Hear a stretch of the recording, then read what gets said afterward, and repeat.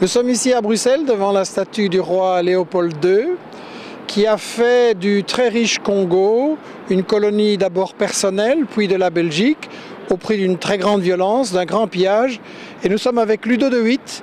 Et apparemment, ce colonialisme n'est pas vraiment terminé puisque vous avez écrit il y a une quinzaine d'années l'assassinat de Lumumba qui a forcé, disons, la Belgique à présenter des excuses officielles pour ce crime.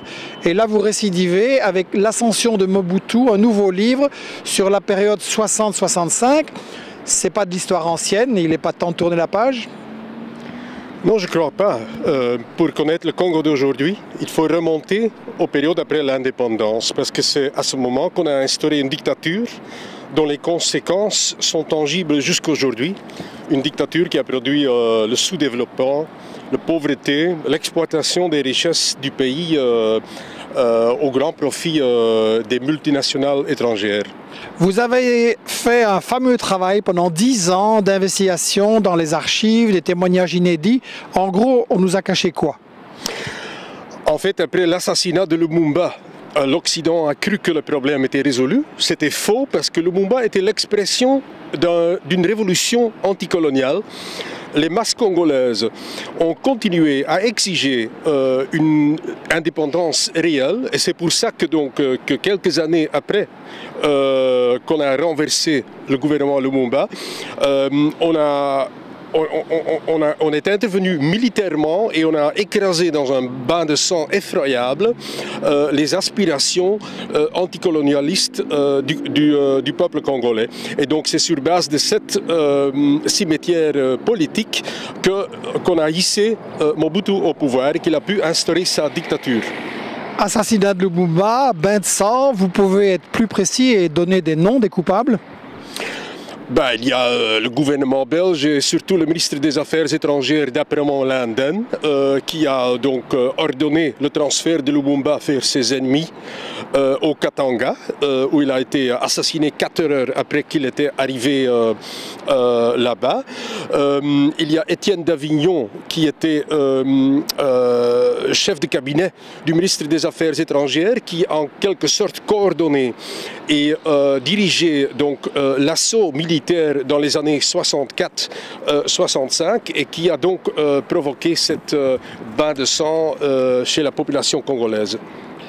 Alors là, vous m'étonnez parce que je prends mon temps pour déplier un journal tout récent du soir où on voit Monsieur Davignon, je suis un homme libre, à 85 ans, je dis et je fais ce que je veux. Dans les journaux et à la télé en Belgique, voilà un homme débonnaire, il est le président d'honneur du groupe Bilderberg, il est aussi dans le conseil d'administration du club d'Anderlecht. Voilà un homme respectable, non?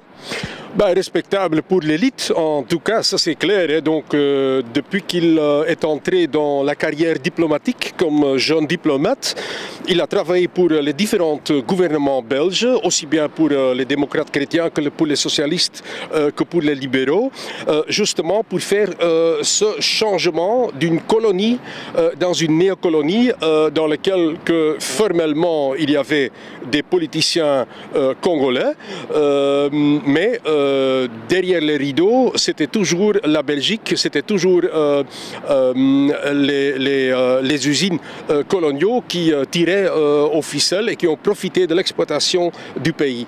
C'est une affaire de minerais, le Congo, son problème c'est qu'il était trop riche? Oui, c'est ça ce que je crois. Ça me fait penser à ce que disait Henry Kissinger, le diplomate américain, qui disait, en ce qui concerne le Moyen-Orient, le pétrole est un enjeu trop stratégique pour laisser aux mains des Arabes. Et c'est ça justement ce qui déclare pourquoi le Congo est tellement pauvre. C'est un pays dont on convoitise tellement ses richesses qu'en fait la population elle-même est extrêmement sous-développée et exploitée. Ludo de Witt, l'ascension de Mobutu, comment la Belgique et les USA ont installé une dictature éditée par Investigation. Je peux témoigner que c'est passionnant au niveau du contenu et super bien écrit, vraiment très très clair. Et dans quelques jours, on va débattre de ça avec Ludo de Witt et toute une série d'invités congolais, africains et une soirée en musique, parce que je pense que la mémoire c'est indispensable et si on veut comprendre où est le Congo aujourd'hui, où il pourrait aller, il est important de comprendre d'où il vient.